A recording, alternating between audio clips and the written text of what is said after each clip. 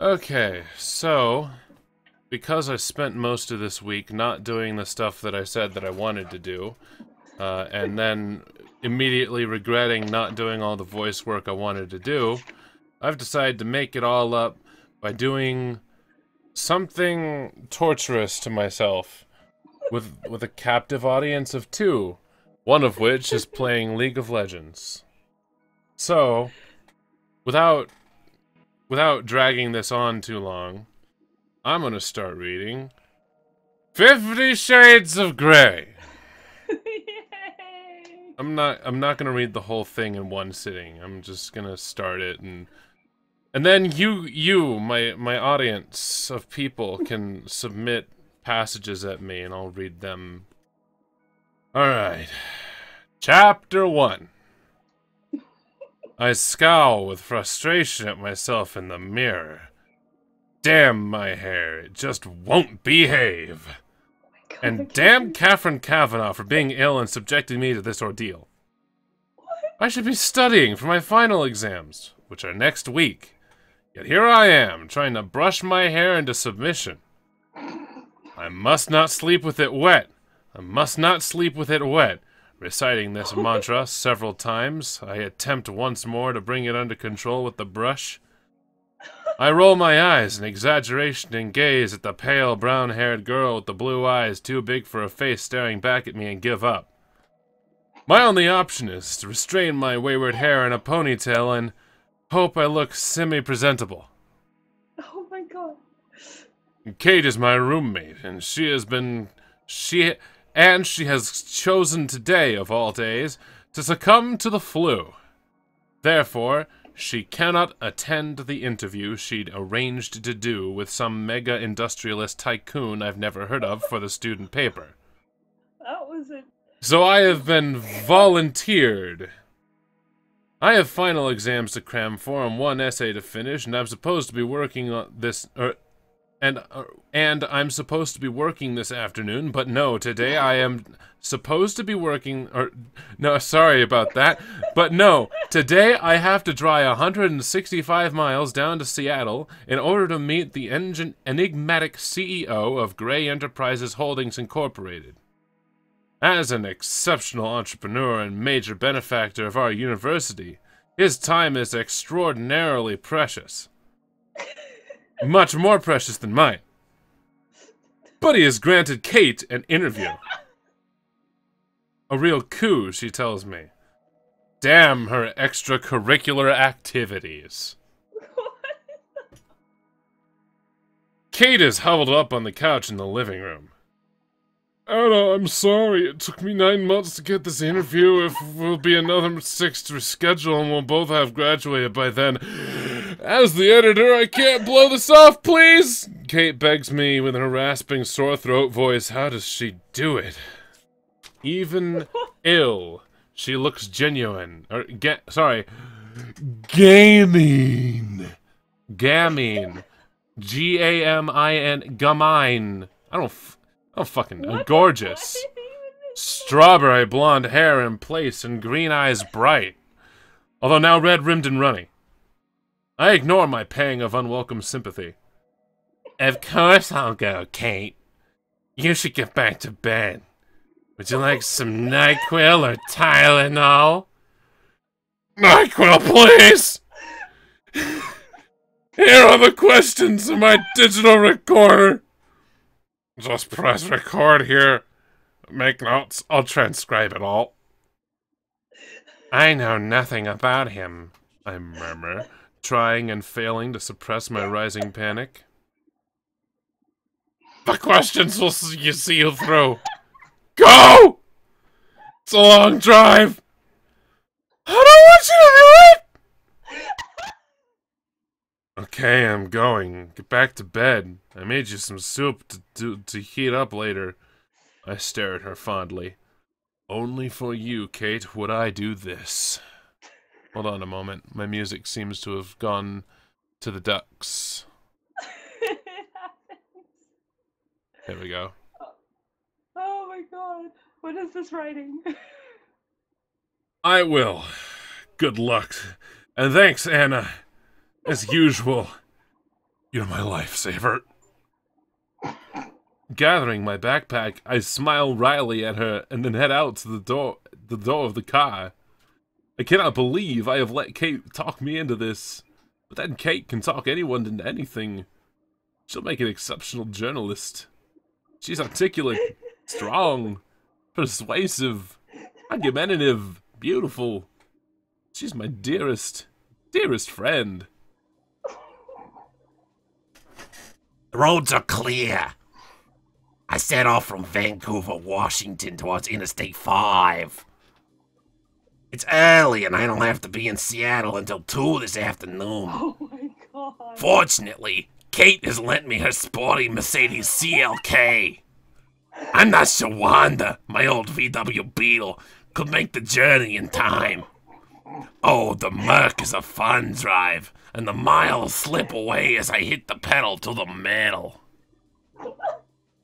My destination is the quarters of Mr. Gray's Global Enterprise.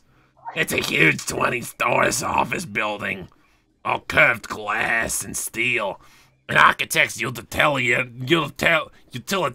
fantasy, with Gray House written discreetly in steel over the glass front doors. It's 1:45 when I arrive, greatly relieved that I'm not late as I walk into the enormous and frankly intimidating glass, steel, and white sandstone lobby. Behind the solid sandstone desk, a very attractive, groomed young blonde woman smiles pleasantly at me.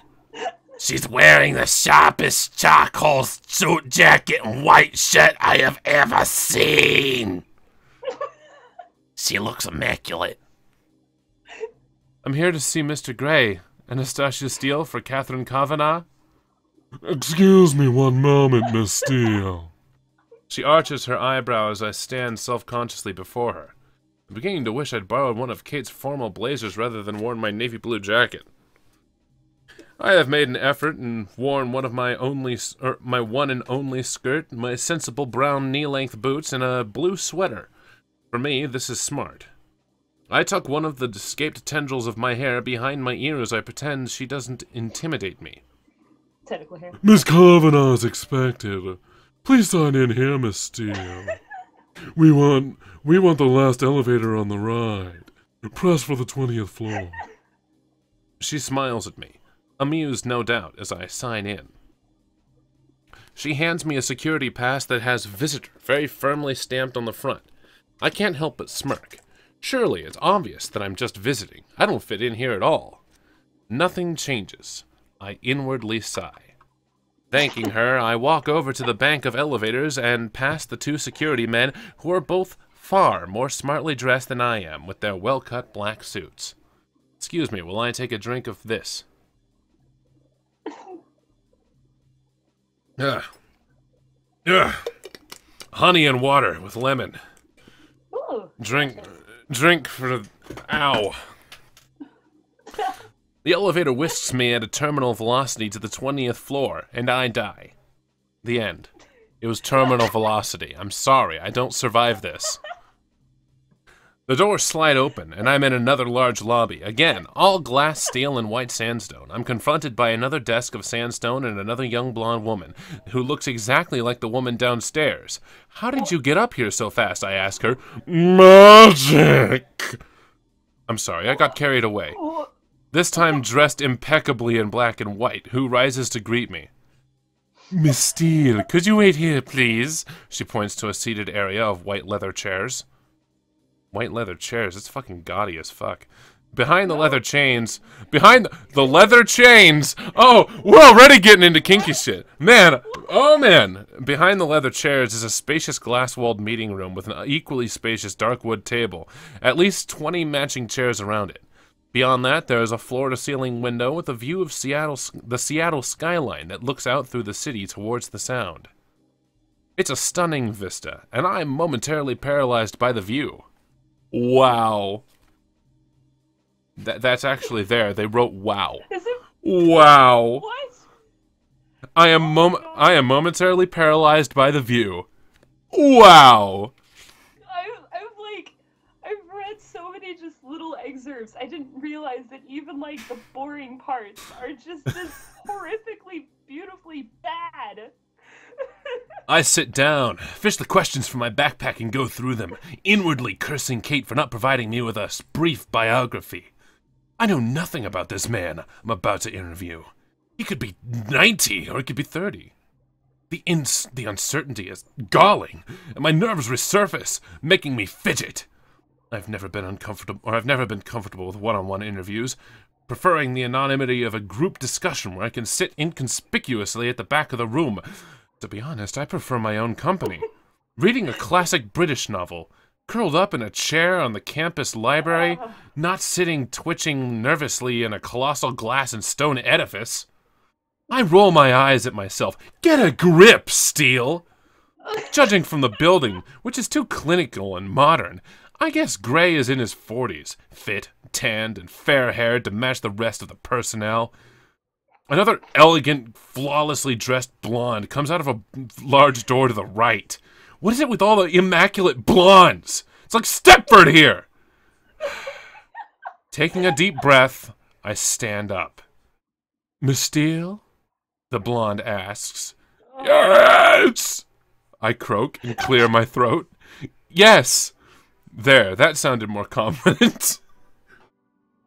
Mr. Gray will see you in a moment. May I take your jacket? Oh, please! I struggle out of the jacket. Have you been offered any refreshment? No. Oh dear. Is blonde number 1 in trouble?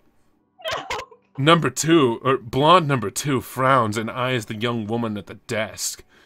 Would you like tea, coffee, or water? She asks, turning her attention back to me. A glass of water, thank you, I murmur. Olivia! Please fetch Miss Steele a glass of water! Her voice is stern. Olivia scoots up and scurries to a door on the other side of the foyer. My apologies, Miss Steele. Olivia is our new intern. Please be seated. Mr. Gray will be another 5 minutes. Olivia returns with a glass of iced water.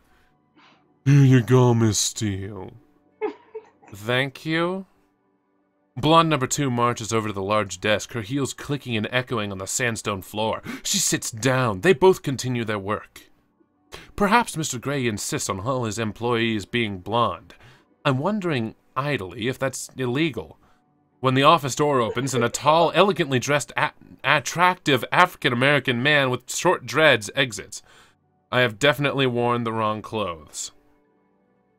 He turns and says through the door, "Golf this week, Gray?" I don't hear the reply. He turns, sees me, and smiles, his dark eyes crinkling at the corners. Olivia has jumped up and called the elevator. She seems to excel at jumping from her seat. She's more nervous than me. "Good afternoon, ladies," he says, as he departs through the sliding door. Mr. Gray will see you now, Miss Steele. Do go through, blonde number 2 says. I stand rather shakily. Trying to suppress my nerves, gathering up my backpack, I abandon my glass of water and make my way to the partially open door. You don't need to knock, just go right in. She smiles kindly. I push open the door and stumble through, tripping over my own feet and falling headfirst into the office. Ow! My face hurts. Why did I do that? Double crap. Me and my 2 left feet. I am on my hands and knees in the doorway to Mr. Gray's office, and gentle hands are around me, helping me to stand. I am so embarrassed. Damn my clumsiness. I have to steel myself. Ha! Ha! That's a pun on my name! To glance up. Holy cow, he's so young! Miss Kavanagh? He extends a long-fingered hand to me once I'm upright. I'm Christian Gray. Are you all right? Would you like to sit? So young and attractive and very out of control of his volume, but very attractive. He's tall, dressed in a fine gray suit, white shirt, and black tie with unruly dark copper-colored hair, and intense, bright gray eyes that... Oh, God, I have to shield my own eyes. That regard me shrewdly. It takes a moment for me to find my voice. Actually, I mutter, if the guy is over 30, then I'm a monkey's uncle. In a daze, I place my hand in his and we shake. As our fingers touch, I feel an odd vibrating sensation through my hand. Our hands are shaking. I'm sorry. I feel an odd exhilarating shiver run through me. I withdraw my hand hastily, embarrassed. Must be static. I blink rapidly, my eyelids matching my heart rate. Miss Kavanaugh! Oh, wait. Sorry. Miss Kavanaugh's undisposed. Sorry. I keep mixing characters up here. Miss Kavanaugh's undisposed. She sent me. I hope you don't mind, Mr. Gray. And you are? His voice is warm, possibly amused, but it's difficult to tell from his impressive exfoliation. I mean, impassive expression. Oh. He looks mildly interested, but above all, polite. Hold on a moment. Let me just restart the music, cause that That is some shit. it's given me like a little an ad. This is the one problem I have with using radio. Aw. This is gonna hear these random little ads in this thing, and I was hoping, oh man, I could just have some random ass music in the background, but no, we've got ads. All right. Stupid ads. Let's see. And you are above all polite. There we go. Anastasia Steele. I'm studying English literature with Kate. Catherine. Miss Kavanaugh at WSU Vancouver. I see! He says simply. I think I see the ghost of a smile in his expression, but I'm pretty sure that's just the fact that the woman behind me has died from a heart attack. Would you like to sit? He waves me toward an L-shaped white leather couch. I almost read that as crotch. His office is way too big for just one man. Obviously, there's many men working in this room. In front of the floor-to-ceiling windows, there's a wooden darkwood desk that 6 people could comfortably eat around. It matches the coffee table by the couch. Everything else is white. Ceiling, floors, and walls, except for the small black man in the corner. I mean, the small wall except for the wall by the door. There's a mosaic of small paintings hang. Where a mosaic of small paintings hang. 36 of them arranged in a square. They are exquisite, a series of mundane, forgotten objects painted in such precise detail that they look like photographs displayed together. They are breathtaking. I had to take my breath back, sorry. A local artist. A local artist! Truton! Says Gray when he catches my gaze. They're lovely. Raising the ordinary to extraordinary, I murmur, distracted both by him and the paintings. He cocks his head to one side and regards me intently. I couldn't agree more, Miss Steele. He replies, his voice soft, and for some inexplicable reason I find myself blushing. Apart from the paintings, the rest of the office is cold, clean, and clinical. I wonder if it reflects the personality of the Adonis who sinks gracefully into one of the white leather chairs opposite me.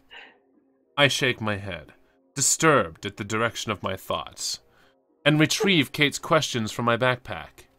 Next, I set up the digital recorder, and am all fingers and thumbs, dropping it twice on the coffee table in front of me.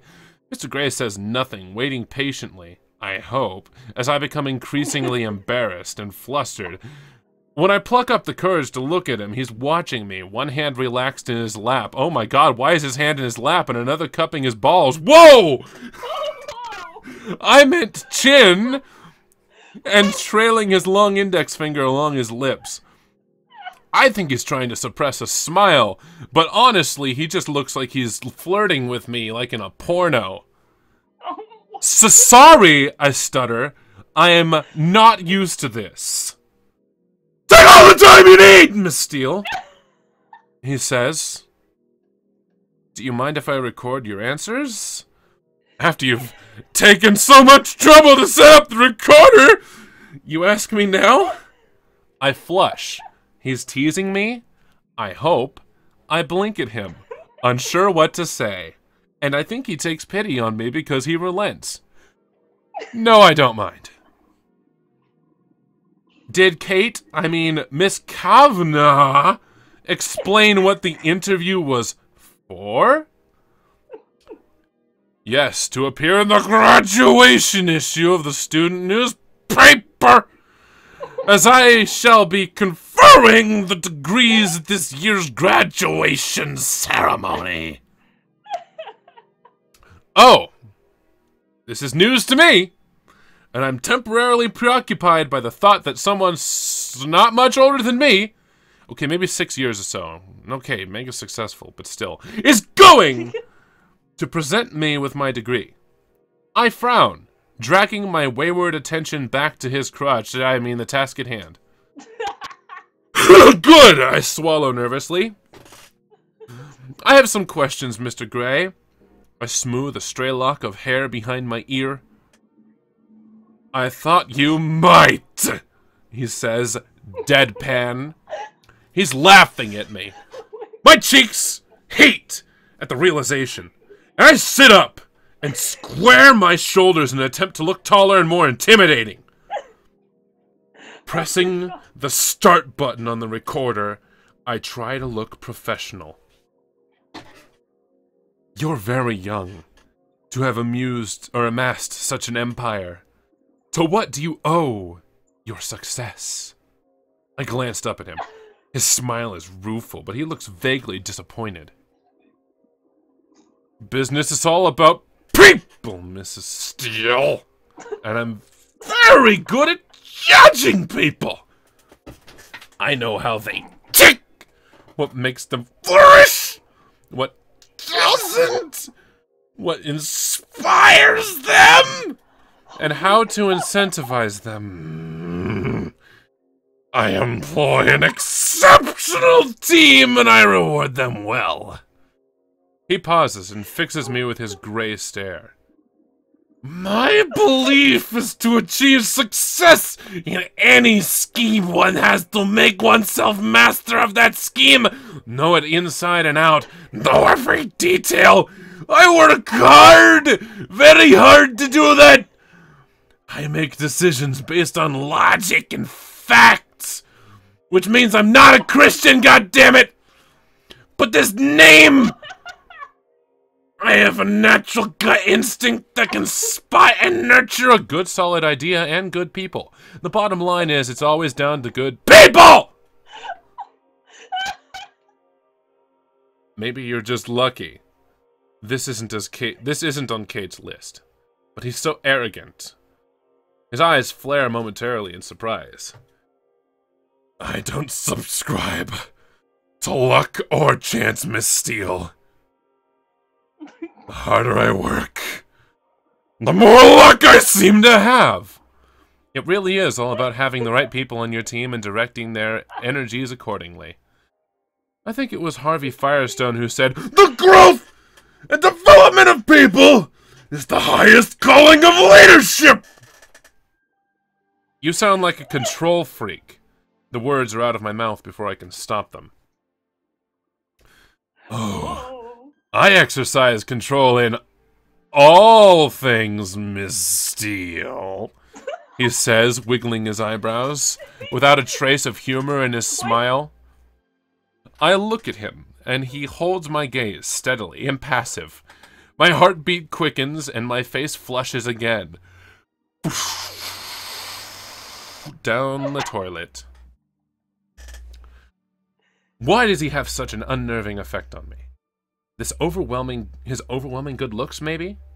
The way his eyes blaze at me? The way he just randomly loses control of his voice? Or the way he strokes his index finger against his lower lip? I wish he'd stop doing that. I really wish he'd stop doing that. That's very obnoxious. Besides, immense power is acquired by assuring yourself in your secret reveries that you are born to control things. He continues, his voice soft. Do you feel that you have immense Power. Control freak. Oh, I employ over 40,000 people, Miss Steele. That gives me a certain sense of responsibility! Power, if you will. If I were to decide I was no longer interested in the telecommunications business, and so 20,000 people would struggle to make their mortgage payments after a month or so. oh my god. My mouth drops open. I am staggered by his lack in self-control. Don't you have a board to answer to? I ask, disgusted. Oh my god. I own my company. I don't have to answer to a board made of wood. He raises an eyebrow at me. Of course, I would know this if I had done some research, but holy crap, he is arrogant. I change tack to tic-tacs. And do you have any interests outside of your work? I have varied interests. I have varied incests, Miss Steele. Oh, It's interests, but I almost read it wrong, and I decided to go with it because why not? oh dear god. A ghost of a smile touches his lips. Very, very varied. And for some reason I'm confounded and heated by his steady gaze. His eyes are alight with some wicked thought. But if you work so hard, what do you do to chill out? Chill out. He smiles, revealing perfect white teeth. I stop breathing. He really is beautiful. No one should be this good looking. Looks a lot like Handsome Jack. Well, to chill out, as you put it, I take baths in pure ice, bitch!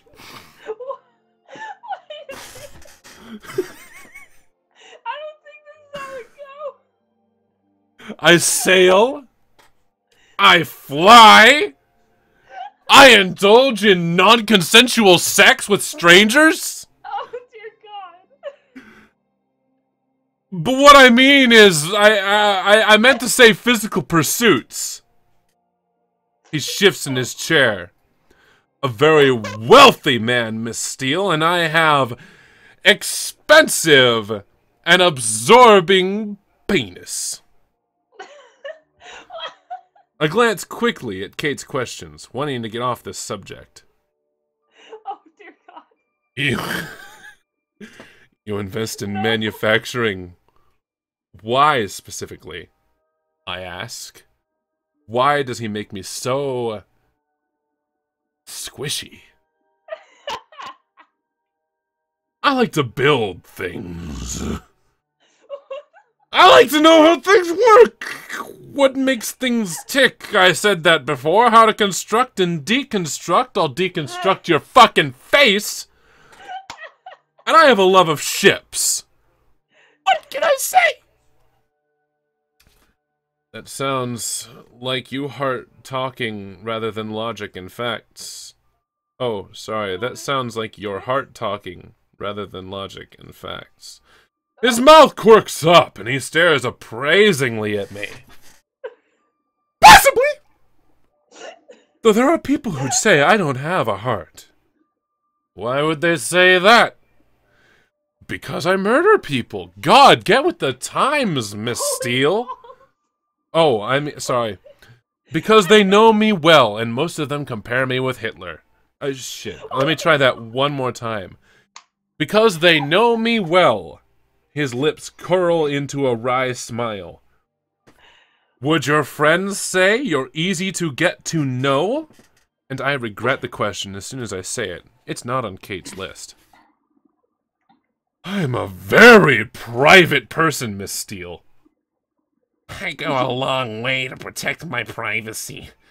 I don't often give interviews. So That's not creepy at all. a short break while this ad plays in the background, Oh. and I need a drink. I would imagine.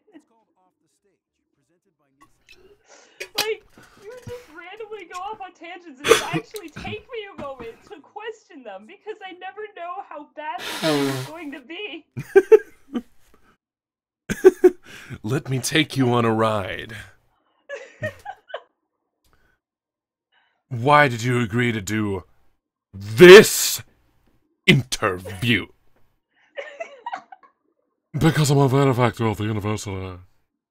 And for all intents and purposes, I couldn't get Miss Kavanaugh off my back. She badgered and badgered my PR people. And I admire that kind of tenacity! I know how tenacious Kate can be. That's why I'm sitting here squirming uncomfortably under my own squishiness, this penetrating gaze, when I should be studying for my exams. You also invest in farming technologies. Why are you interested in that area? Bitch, have you ever played an MMO? Farming is where it's at! Money! We can't eat money, Miss Steele. And there are too many people on this planet who don't have enough to eat! Oh my God. That sounds very philanthropic. Is it something you feel passionately about? Feeding the world's poor? Oh dear God. He shrugs uncontrollably. Uncommittedly, sorry. Oh! It's shrewd business, he murmurs, though I think he's being disingenuous. It doesn't make sense. Feeding the world's poor, I can't see the financial benefit of this, only the virtue of the ideal. I glance at the question, confused by his attitude. Do you have a philosophy? If so, what is it? I don't have a philosophy as such. Maybe a guiding principle? Carnegie's a man who acquires the ability to take full Possession of his own mind, may take possession of anything else to which he is justly entitled. I'm very singular driven. I like control of myself and those around me. So, you want to possess things. God, that wandering accent. This guy is a control freak. I want to deserve to possess them, but yes, bottom line, I do. You sound like the ultimate consumer. I am! He smiles as he seems to question me, but obviously he's making a statement. But the smile doesn't touch his eyes. Again, this is at odds with someone who wants to feed the world. So I can't help thinking that we're talking about something else. But I'm mystified as to what it is. Oh dear God. I swallow hard. The temperature in the room is rising. Oh my Or maybe it's just me. I appear to be floating now. What the fuck is going on in this room? I just want this interview to be over. I just want my feet to touch the ground again. Surely Kate has enough material now. I glance at the next question. Wait a minute. Do you think you can get me down from here? Oh God. My mistake. You were adopted. How much do you think that's shaped the way you are? Oh, this is personal. I stare at him, hoping he's not offended. His brow furrows, and then burrows into his skull and disappears forever. I have no way of knowing. My interest is piqued. How old were you when you were adopted? There goes his chin. That's a matter of public record, Miss Steele. His tone is stern. Crap. Yes, of course. If I'd known I was doing this interview, I would have done some research. Flustered, I move on quickly. You've had to sacrifice family life for your work. That's not a question? He's terse. Sorry. I squirm. He's made me feel like an errant child. I struggle to...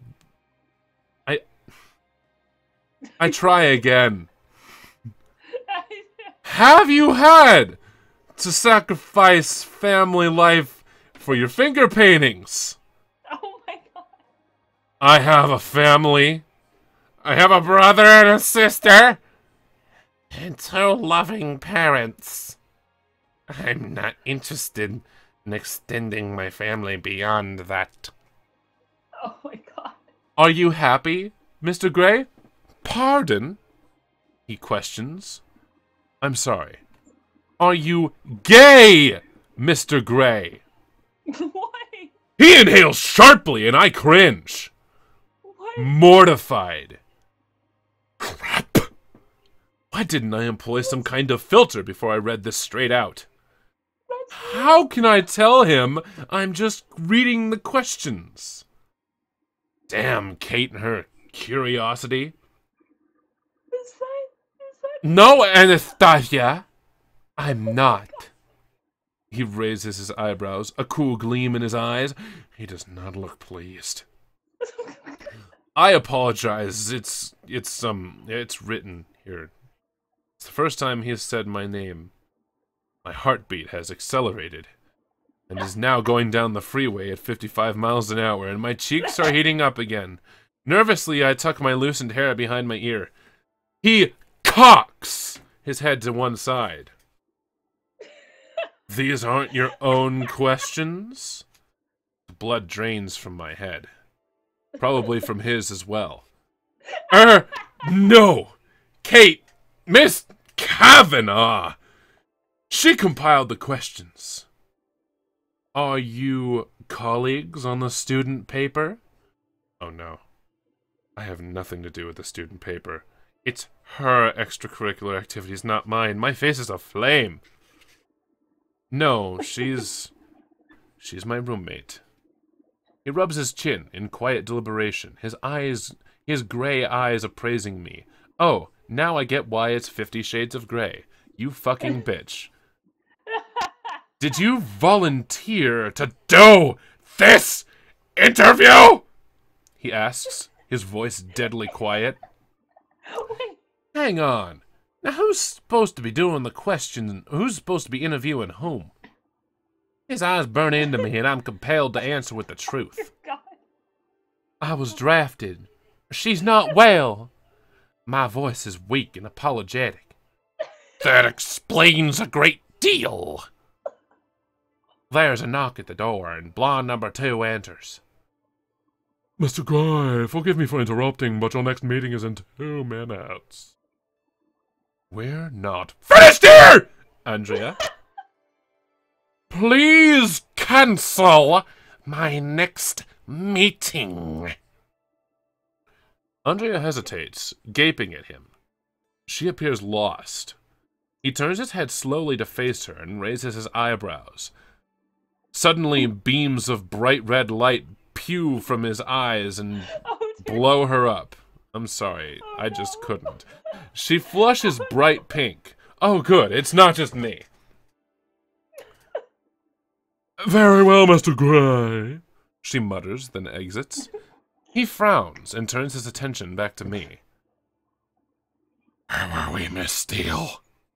Oh, we're back to Miss Steely now. Please, don't let me keep you from anything. I want to know about you. It's only fair. His eyes are alight with curiosity. Double crap. Where's he going with this? He places his elbows on the arms of the chair and steeples his fingers in front of his mouth. His mouth is very distracting. I swallow. Why is he making those expressions with his mouth? There's not much to know. What are your plans after you graduate?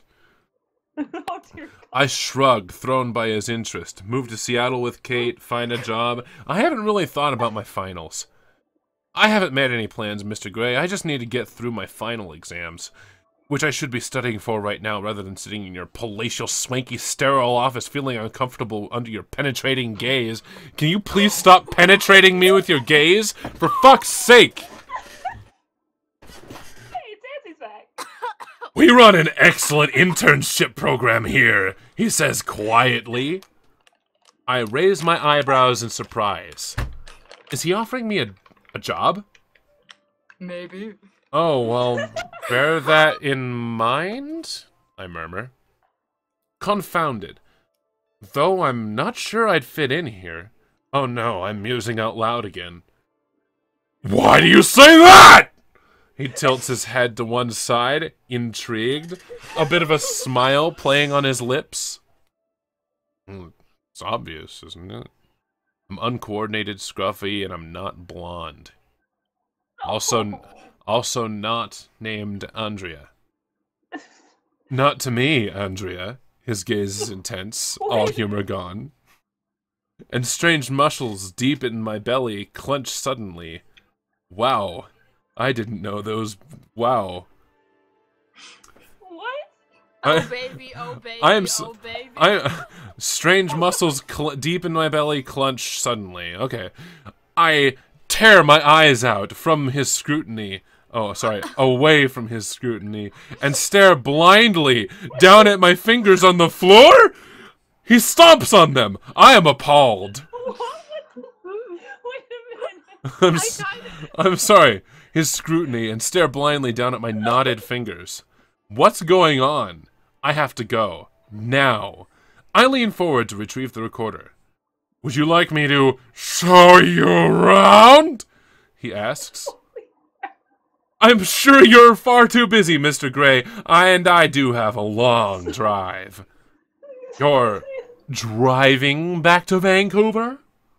He sounds surprised and a bit like Jim Carrey. Anxious, even. He glances out the window, and it's begun to rain. Well, you'd better drive carefully. His tone is stern, authoritative, and also very Jim Carrey-like, like I mentioned before. Why would he care? Did you get everything you need? He adds. Yes, sir, I reply, packing the recorder in my backpack, his eyes narrow speculatively. Thank you for the Mr. View interview, Mr. Gray. The pleasure's been all mine, he says, Oh dear. polite as ever. As I rise, he stands and holds out his hand. Until we meet again, Miss Steele. And it sounds like a challenge. I'll be back. Oh my god! Or a threat. I'm not sure which. I frown. When will we ever meet again? I shake his hand once more, astounded that that odd current between us is still there. It must be his knotted penis. I mean my nerves. Mr. Gray. Oh my. I nod at him, moving with live athletic grace to the door. He opens it wide. Just ensuring you make it through the door, Miss Steely. Oh god. He gives me a small smile. Obviously, he's pursing his lips. He's referring to my earlier less than elegant entry into his office. I blush. That's very considerate, Mr. Gray. But I am a strong, independent woman. I snap. And his smile widens. I'm glad you find me entertaining, I glower, inwardly, walking into the foyer. I'm surprised when he follows me out. Andrea and Olivia both look up, equally surprised. Oh, sorry. I meant Andrea and Andrea number 2. Did you have a coat? Gray asks. It's a jacket. I have a jacket. Olivia leaps up and retrieves my jacket from the chandelier, which Gray takes from her before she can land. He holds it up, and feeling ridiculously self-conscious, I shrug it on. Gray glances his hands for a moment on... he places his hands for a moment on my shoulders. I gasp at the contact and immediately orgasm. What? What? I'm sorry, that's not true. She just gasped. Okay. No.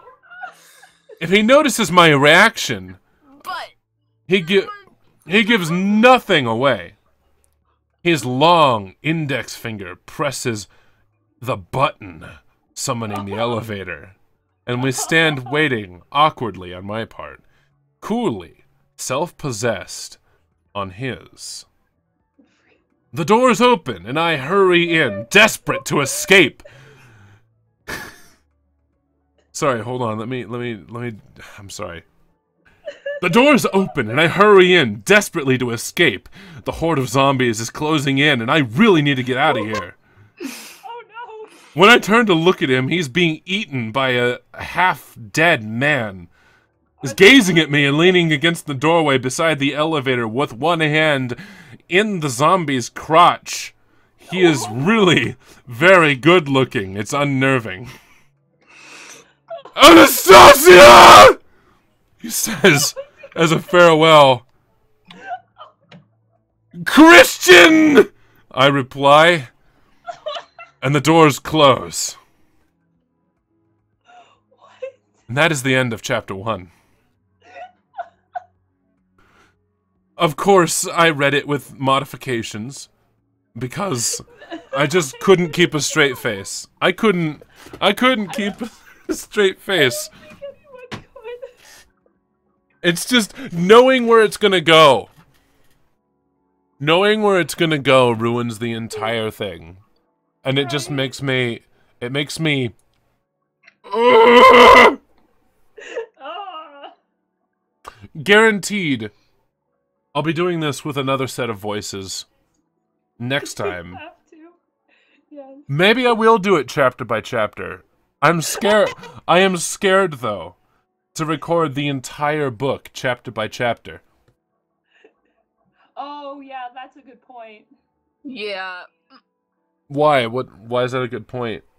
because Oh. it gets so terrible. Like, Okay, good. I've only scraped at the thing. Like, you're gonna want to put this on your, like, as it progresses, you're either gonna want to put it on the not safe for work blog, which then I will have to acquire a password for. This is pretty not safe for work. And He or- cocks his or head. censor it in the most colorful fashion ever, which is pretty much just changing the scenes up to something super ultra mega ham. In the background, we've got little Tim singing Oh no. Ave Maria, what?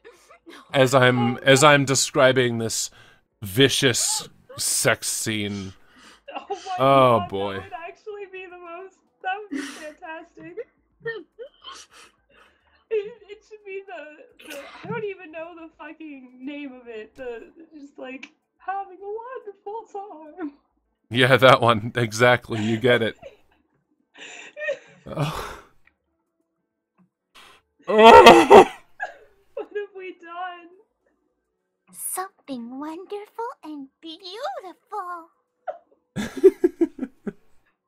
I'm We're just just gonna fart rainbows this. everywhere. This will be better, I think, than reading it straight faced for and putting footage from horror video games on it over it. You know? Yeah.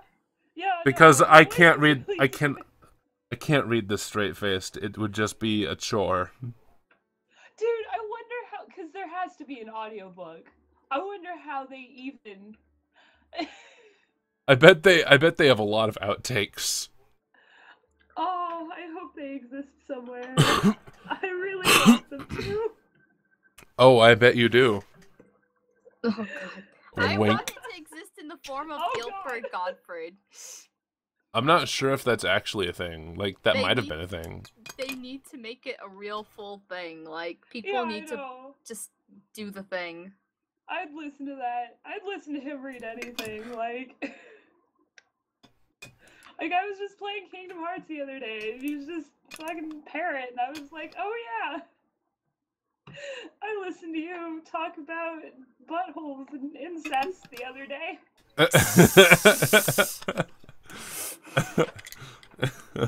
He pressed my button and I instantly orgasmed. Oh my god. And that's when the zombies came. That's when the zombies came, and I never saw Christian Grey again. Problem solved, Yes. series over. Everything changed when the Fire Nation attacked. Goodbye, life. I hardly knew you. I'm glad I threw in that twist ending. The zombies were a great addition. Yes. Improved the writing Fantastic. tenfold. It really did. That's the sad part. Oh my god, I'd probably read that if it just decided to like break into a zombie apocalypse instead of actually following through for what it is. It's just like, hey, look, it became interesting. Where do you know it? Guys, plot twist, it's interesting. Wow, gee willikers, wow! That's really cool! Golly gee whiz! It'd be like that movie, The Heathers, where it starts out like some 80s, but then it just quickly turns into this like psychological thriller, like What Even?